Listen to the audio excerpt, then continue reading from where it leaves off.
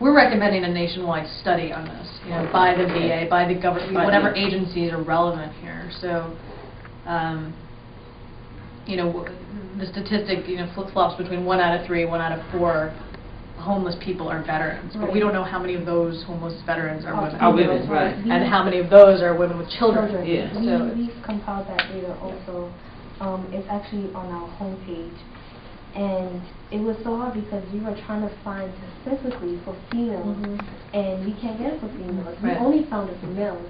And I'm like, where's the females? Like, they are a part of the military also, so why not have both of them, and then you would have the population total of how much people are inside of the military.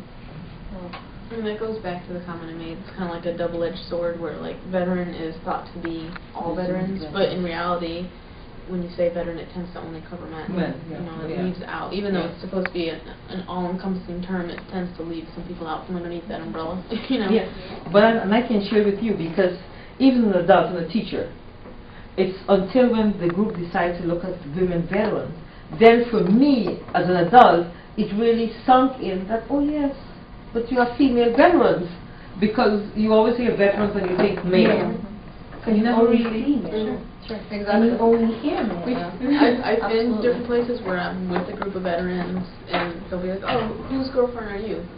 Saying that one of the guys is my boyfriend. It's like, no, I'm a veteran. They're like, oh. I mean, that happens to a lot of women that I know who are veterans. It's like they just are assumed to be someone's, I mean, that's in part why we formed this organization, because we're sick and tired of not being included in the discussion. You're just on the edge. You say you're just on the margin. And again, we have a lot to add to the conversation, not just on women's issues, but on the issues of veterans as a whole. And they don't understand this. It's not helpful to marginalize. I'm listening to you guys, and I said, but there is so much that you all have, as you see, anecdotally, it's there because where does it come from first? Because it's based on the anecdote that they're going to compile the stats.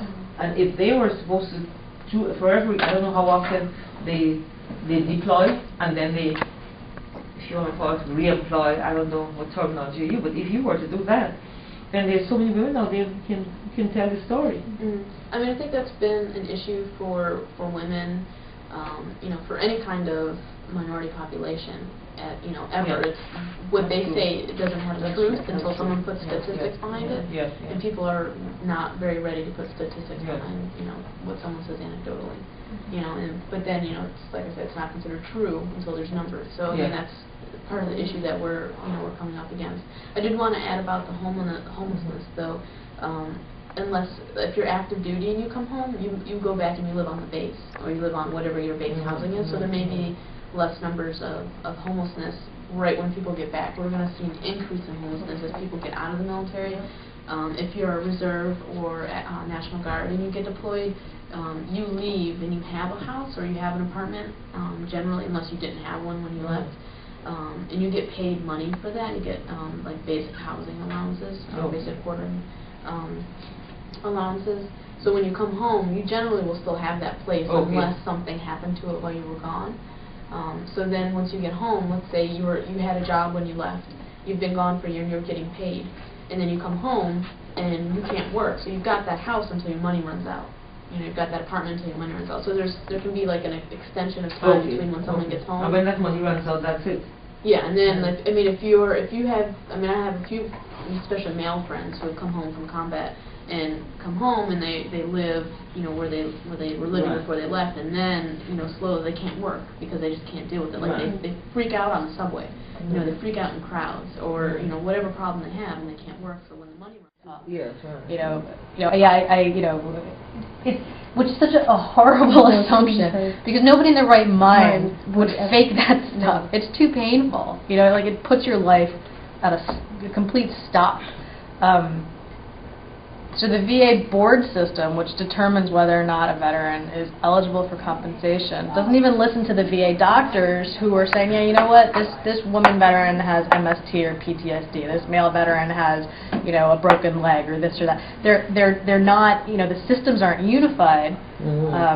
They're not listening to the doctors themselves who are diagnosing things like PTSD. And they're saying, no, you don't have enough evidence. of PTSD. Well, the doctor said I had PTSD. What more evidence do I have? And then they're saying, well, you might have PTSD, but you haven't proved that it's from service, that it's connected to your service. Well, where else did it come from? You know, what else have I been doing the last 5 to 8 years? I was in the Army. I was in Iraq. You know, whatever the case may be. So, you know, that stuff can be fixed. You know, there needs to be a system in place that trusts the veteran, and not just the veteran, but trusts the doctors, the counselors who are experts in the field. So if you're not even listening to the diagnosis of experts, of medical health care professionals, you're undermining the system itself. You're not serving anybody.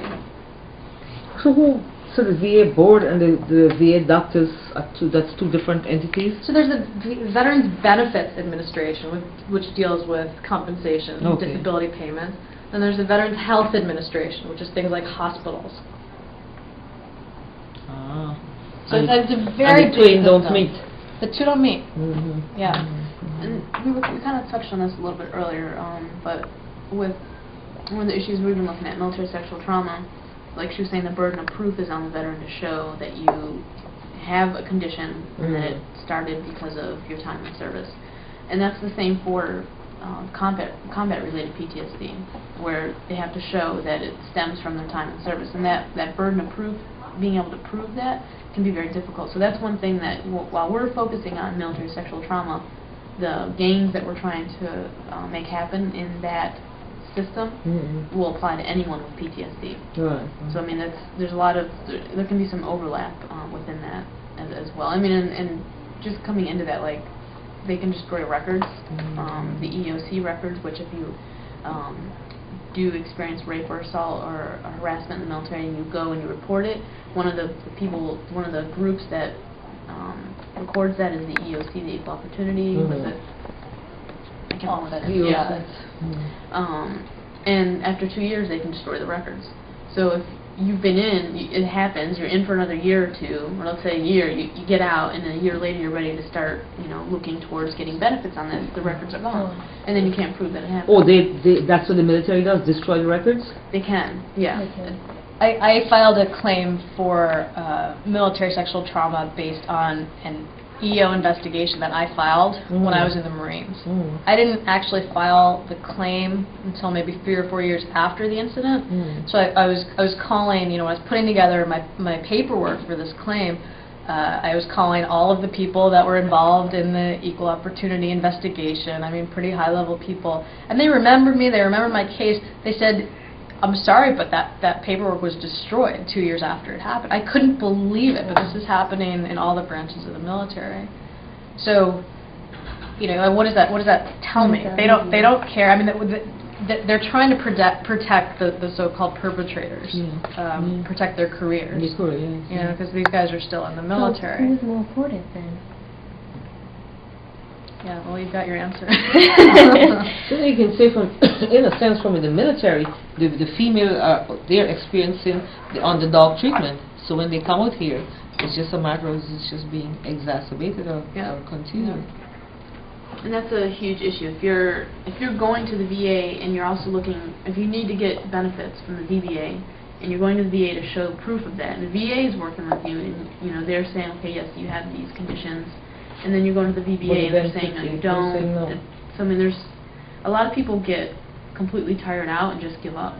You know, I mean, you can get denied 2 or 3 times. You know, and how many times are you going to get denied when it affects? I mean, it affects people's. I've worked with people. A friend of mine, a male, who's finally ready to put his claim in. He was a medic in Iraq, and went and put it in. And I said, there's a good chance you're going to get denied, because a lot of people just get denied the first time, and then you have to go and do, you know, keep going, and then the next time you'll get your benefits.